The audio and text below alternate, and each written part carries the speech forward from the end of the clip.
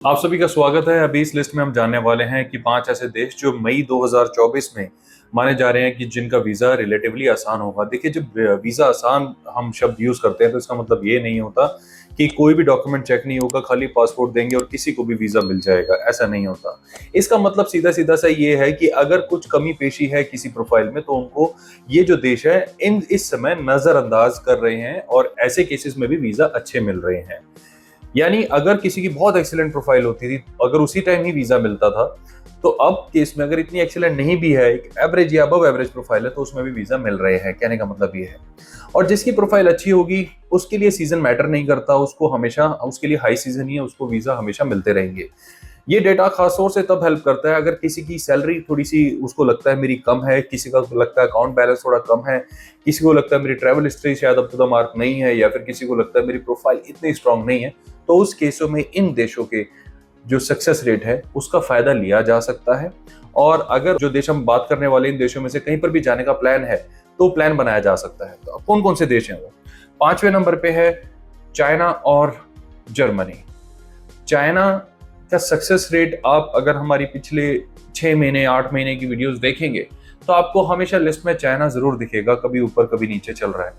और आप ज्यादा पॉलिटिक्स की अगर हम बात ना करें, पॉलिटिक्स की और डिप्लोमेसी की बात ना करें, तो उस केस में चाइना हमेशा से ही इंडियंस को वीजा जो है ज्यादा देता ही आ रहा है।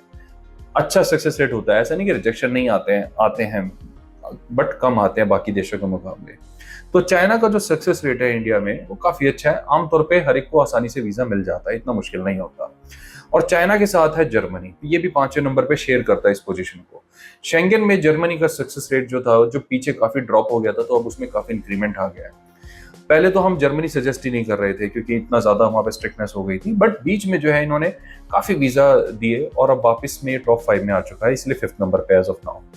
4th नंबर पे भी टाई है 3 देशों का, साउथ अफ्रीका, फिलीपींस और ब्राजील।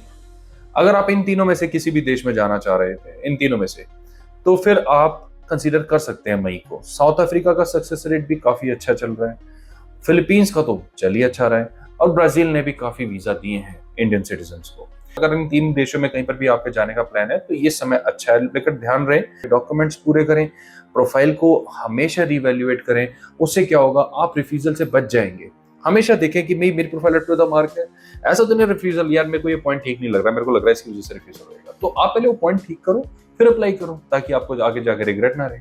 और अगर आप इसमें प्रोफेशनल हेल्प चाहते हो तो आप हमें कॉन्टैक्ट कर सकते हो, इन दी हुई डिटेल्स पे आप हमें कॉल भी या ईमेल कर सकते हो। मगर इस चैनल पे सभी इंफॉर्मेशन इतनी एक्यूरेटली और प्रिसाइसली हम लोग बताने की कोशिश करते हैं, जिससे अगर आप लगातार देखते रहेंगे तो अपने आप करना सीख जाएंगे। 3rd नंबर पे भी 2 देशों का टाई है, यूके और शेंगन की तरफ से स्पेन। पहले यूके की बात करते हैं। यूके हमारी लिस्ट में नंबर 1 पे भी रहा है, कई बार तो टॉप 5 से भी हटा है, अब ये वापस 3rd नंबर पे आ गया। यानी इसका कहने का मतलब ये है कि यूके के वीजा का सक्सेस रेट पहले से इंप्रूवमेंट देखी जा रही है। तो अगर आप यूके जाना चाह रहे हैं तो मई का समय टूरिज्म के लिहाज से भी ठीक है, समर्स जो है वो आ जाते हैं और टूरिज्म जो है वो बढ़ना शुरू हो जाता है, तो इसलिए आप यूके भी कंसीडर कर सकते हैं। सेम रीजन स्पेन के भी हैं, टूरिज्म स्पेन में भी काफी इंप्रूव हो जाता है इन दिनों, और वहां पर भी आप देखेंगे काफी सारे होटल्स ऑफर्स देना शुरू कर देते हैं, एयरलाइंस की तरफ से ऑफर्स आने शुरू हो जाते हैं। तो इसलिए 3rd पॉइंट पे यूके और स्पेन है। 2nd नंबर पे है कनाडा, जो हमारे लिस्ट में पिछली बार 1st नंबर पे था। कनाडा का सक्सेस रेट अभी भी काफी अच्छा है, बट पहले जितना, मैं अगर पहले आपको बोलूं, अगर 100 केस लगाए जा रहे थे, अच्छे वाले 100 केस, तो 90-95 के वीजा आ रहे थे। इतना अच्छा रेट हमने खुद देखा है इसका।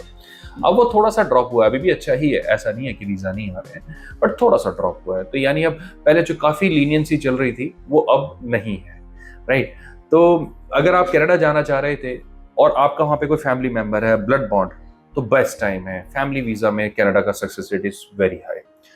आप अगर कनाडा जाना चाह रहे थे और आपको लगता है आपकी प्रोफाइल ठीक है, थोड़ा बहुत आपने ट्रैवल भी किया हुआ, अच्छा खासा आप कमा लेते हैं, आपको लगता है कि फाइनेंशियली आप ठीक हो, तो भी कनाडा का ये सही समय है, आप कनाडा अप्लाई कर सकते हैं। ये कनाडा का स्टडी वीजा का सही समय नहीं है।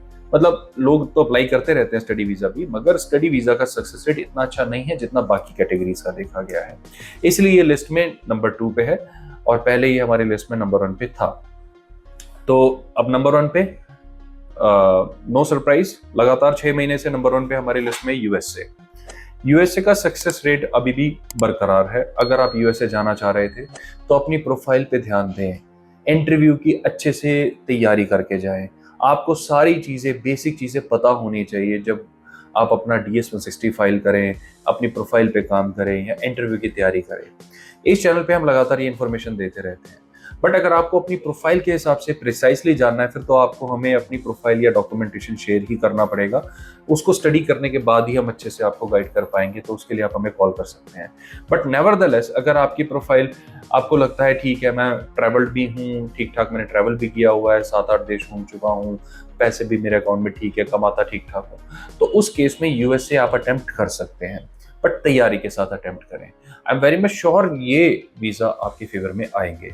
तो अभी मई में तो ये कंट्रीज हैं, आने वाले समय में ये चेंज होता रहता है और इसका कोई प्रायर नोटिस भी नहीं होता, ना ही ये डेटा किसी ऑफिशियल वेबसाइट से या किसी सरकारी सोर्स से आ रहा है। आप इस चीज़ पे ध्यान रखें। ये जितना भी डेटा कलेक्ट किया जाता है, ये हमारी खुद की R&D के बेसिस पे होता है। काफ़ी सारे तो हमारे जो डिसीजंस आते हैं हमारी प्रोफाइल्स के, उसके कुछ हमारे ट्रैवल पार्टनर्स हैं उनकी तरफ से, और कुछ और अदर सोर्सेज है जहाँ से हमें काफ़ी प्रिसाइज इन्फॉर्मेशन मिलती है जो हम आप तक लेकर आते हैं।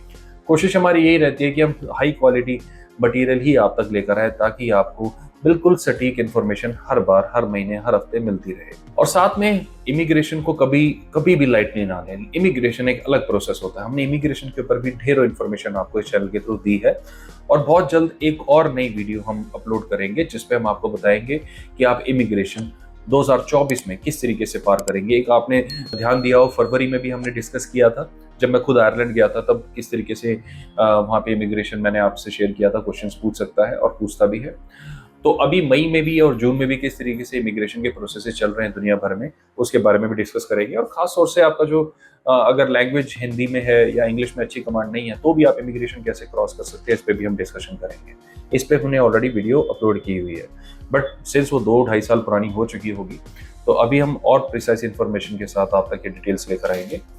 और इसके अलावा भी आप वर्क वीज़ा से रिलेटेड क्वेश्चंस पूछ रहे हैं। वर्क वीज़ा से रिलेटेड आपको स्टारफिशर के चैनल पे अपडेट्स मिलेंगे। We are working on it.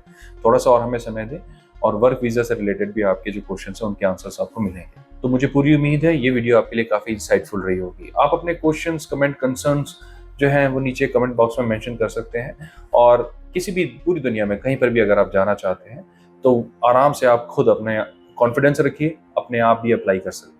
But अगर आपको लगता है कि नहीं, मुझे प्रोफेशनल हेल्प चाहिए, मुझे एक्सपर्ट्स के पास जाना है, मेरे पास इतना टाइम नहीं है, तो नेचुरली आप हमें भी कॉन्टैक्ट कर सकते हैं दी हुई डिटेल्स पर। अपना समय देने के लिए धन्यवाद। बहुत जल्द फिर मिलेंगे। Bye bye.